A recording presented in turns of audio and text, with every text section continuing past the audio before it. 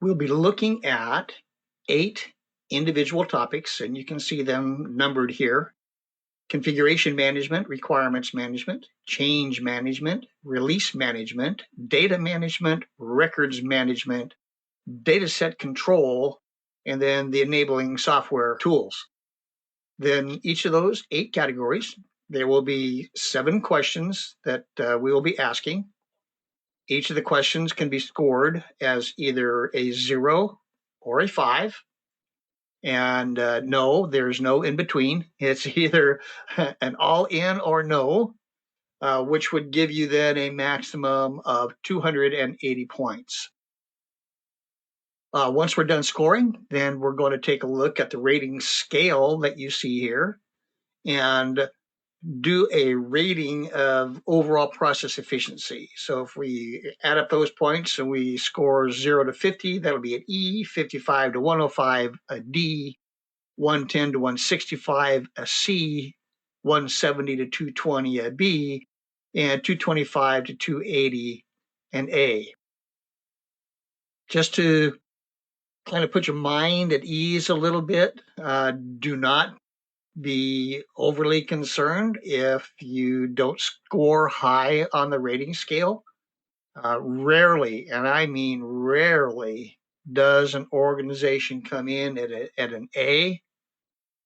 Very seldom do organizations come in at a B. The majority of the scoring that we see on this test that we're going to do here is either a C or a D. That's where most organizations find themselves as a result of running this exercise. So let's go ahead and get started.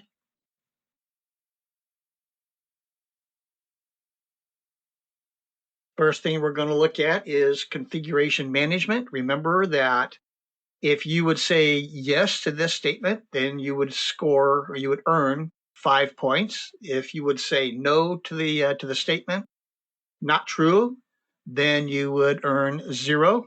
So we'll go through the 7 questions and then total them up. Number 1, configuration management is a formally recognized function within your organization.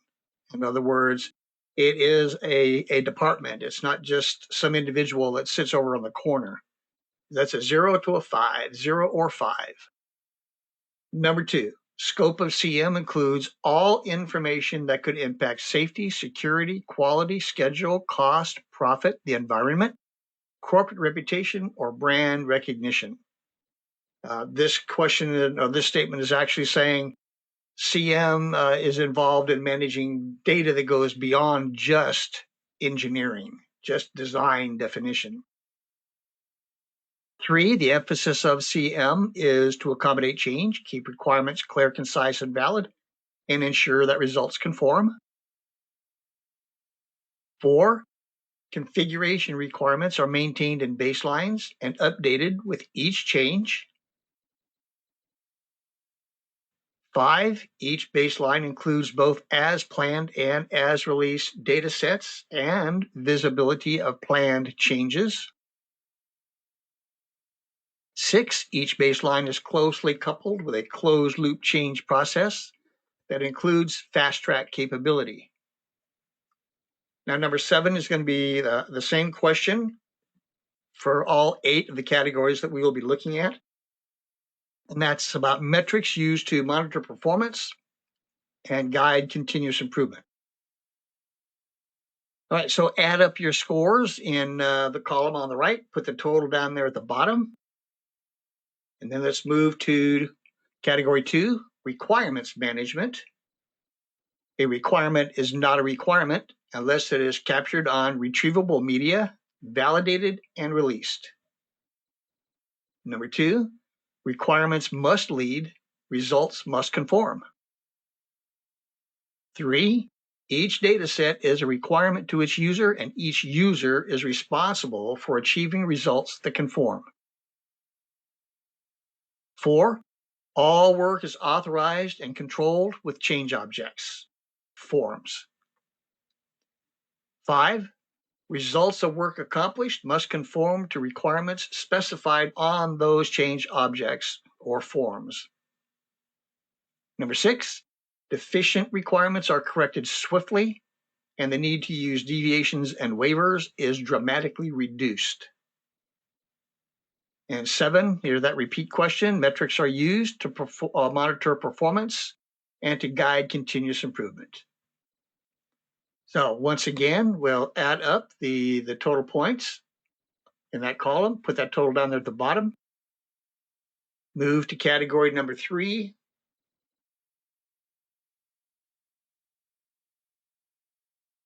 Change management. As planned and as released baselines and all data sets contained in those baselines are updated with one common change process. Number 2, each change goes through an analysis phase and, if approved, an implementation phase. 3, standardized change objects, again the forms, are used as templates to guide each change through each step of the process. Number 4, business decisions are separated from enterprise change assessments and implementation planning details.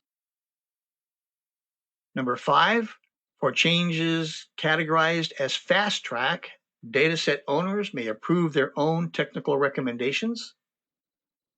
Number 6, all primary items and datasets impacted by a change are specified on the CN object or the change notice form. And number 7 is the metrics again. Metrics are used to monitor performance and to guide continuous improvement efforts. And so total that all up, put your total down there at the bottom, and move on to category number 4, release management. A new or revised data set, once released, cannot be changed without proper CN authority. Number 2, a data set must be validated before it can be released. Number 3, a data set must be released before it can be used. Number 4, although release dates must support the earliest need date, data sets are nevertheless released on a just-in-time basis. Number 5, baselines include both planned and actual release dates for new and revised data sets. Number 6, planned release dates are used to drive all development resources with one common set of priorities. That's that my work list that we were talking about in the material. Number 7, the metrics question again, that we use metrics to monitor performance and guide continuous improvement in the release management area. All right, total that all up. Put your total down there at the bottom.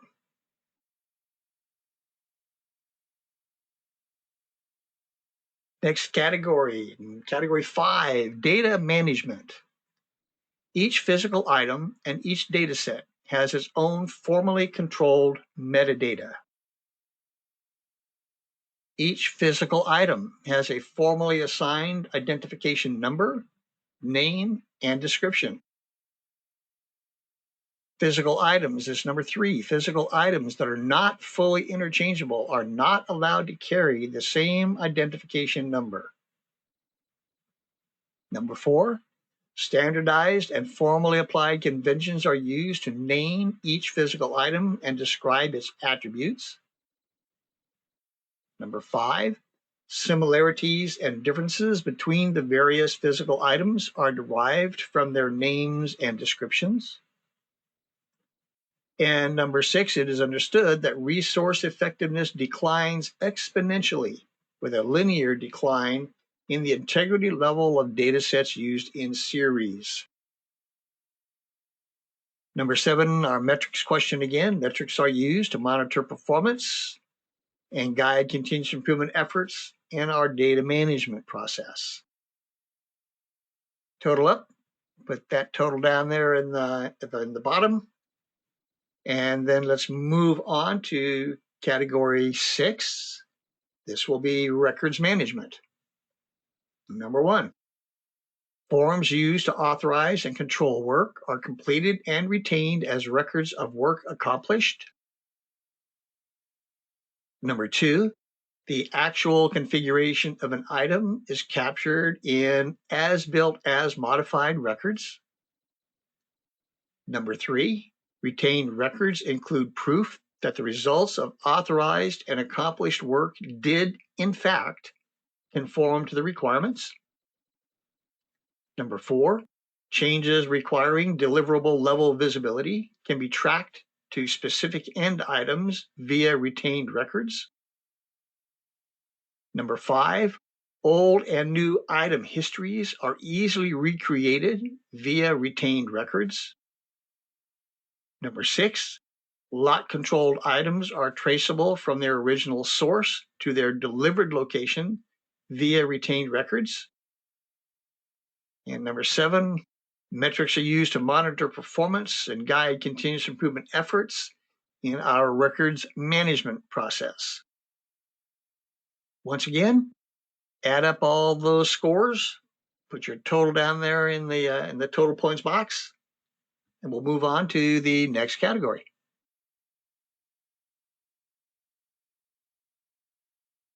Category 7, Dataset Control. Number 1, released information is retained in secure repositories and accessible when needed. Number 2, individual dataset objects are identified by type, number, and revision level. Number 3, dataset formats are standardized by dataset type. Number 4, rather than ownership by a single individual, each dataset is co-owned by its assigned creator and one or more designated users. Number 5, the assigned creator is the one who best understands the higher level requirements. Number 6, over 80% of all datasets are relatively simple and are co-owned by a creator and a single designated user. And 7, metrics are used to monitor performance and guide continuous improvement efforts in our dataset and library control processes. All right, total that up, put your score down there at the bottom, and move into the last category, category 8, enabling software tools. Number 1, your organization understands the software functionality required to support the baselines and the closed loop change process. Number 2, the strengths and weaknesses of existing software tools have been defined and agreed upon. Number 3, solutions for resolving the identified weaknesses have been agreed upon. Number 4, needed improvements in software functionality have been given the appropriate priority. Number 5, those who direct software development and upgrade activities are IPECM2 certified. Number 6, CM2 grads in your organization are ensuring that needed functionality is being achieved. And number 7 are metrics. Metrics are used to monitor performance, guide continuous improvement efforts relative to our enabling software tools. All right, so last column, add up those points, put your score down there at the bottom. And then what we're going to do on the next page,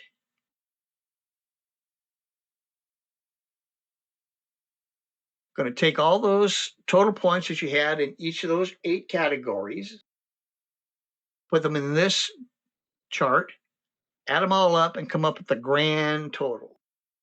And now that you have your grand total, you can compare that number to the scoring chart on the right and see where is the organization currently in terms of what we just graded them on in these 8 categories. As I mentioned going into this chapter, do not be dismayed, don't be disappointed if you score somewhere around a C or a D. That is where the great majority of organizations are. And of course, it's going to depend on how truthful were you, how honest were you in answering those questions. If an organization believes that it's an A, then it's probably not going to be very receptive to any sort of large re-engineering activity for its processes because, gee, we're already an A. But if you truly are already an A, congratulations. If you are actually an E, well, we call that a target-rich environment. Lots of opportunities to make improvements.